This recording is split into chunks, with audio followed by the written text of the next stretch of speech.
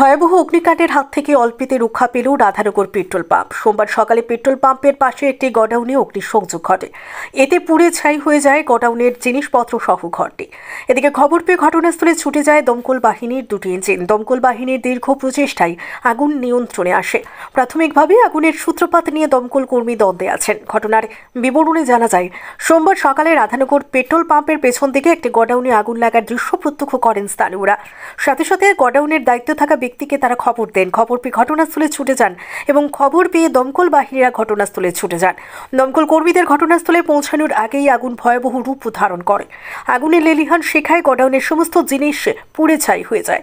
দমকল কর্মীদের দীর্ঘ প্রচেষ্টায় আগুন নিয়ন্ত্রণ আসে, কিন্তু আগুনের সূত্রপাত কি তা এখনো স্পষ্ট নয়। এই অগ্নিকাণ্ডের প্রায় 10 লক্ষাধিক টাকার ক্ষয়ক্ষতি হয়েছে বলে জানান দমকল কর্মী রতন শীল। গেল যে গ্যাস কোম্পানিটা আছে, প্রথম আমরা লোকেশন দিয়েছে গেলের সামনে, তো এখানে আসি পরে ডাইরেক্ট আমরা বিশের দিকে ঢুকে দিচ্ছে। আর দেখছি এখানে মধ্যে খুব সময় মেশিন টেশিন আছে, এখানে মোটামুটি আগুন ভালোই আগুন আছে। তো আমরা কাজ করতেছি, এমন সময় পাবলিক এক দুইজন মোটামুটি ভালোই মানে বৃষ্টিকালি কাজ করছে, কাজ করতে পারতেছি না। এনে লোকালি বৃষ্টিকালি কাজ করছে, এই যে প্রকাশ করার মতন। এরপরে করেছে 1.5 ঘন্টা পরে এসে, আরে দাদা আমরা এত জামের মধ্যে এত বড় গাড়িটা নিয়ে কী করে, আমরা কি হেলিকপ্টার নিয়ে কর না? এটি বুঝতেই পারবো, কমন সেন্সে থাকতেই হতো।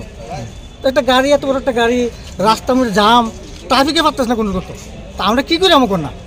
ওখানে থেকে হেলিকপ্টার মতো উঠাইতে পারবেন, এটি কে বুঝতে পারছে? আরে এটি তো বুঝতেই হতো। আর অফিস টাইম এখন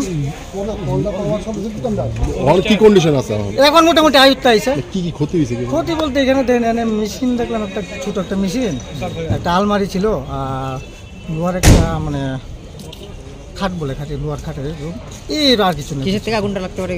অনেক কিসের থেকে লাগবে এটা ঠিক করতে পারছি না, তো মানে ইনভেস্টিগেশন পরে বোঝা যাবে আর কি এটা কি হয়েছে। অনুমানিক কয়টা ফায়ার সার্ভিস আছে এখানে? তো আমরা কুঞ্জন ফায়ার স্টেশন আর এনসিসি ফায়ার স্টেশন, দুইটা স্টেশনে আইসি, মানে আমরাই মোটামুটি কমপ্লিট হয়ে আছে, তারা কাজ করতে লাগছে। আগুন পুরো হ্যাঁ, এখন দেখেন না আগুন মোটামুটি আয়ত্তে অবস্থা।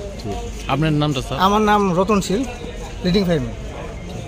আগরতলা থেকে প্রবীর দেববর্মার রিপোর্ট, সত্যের খোঁজে 24 ঘন্টা।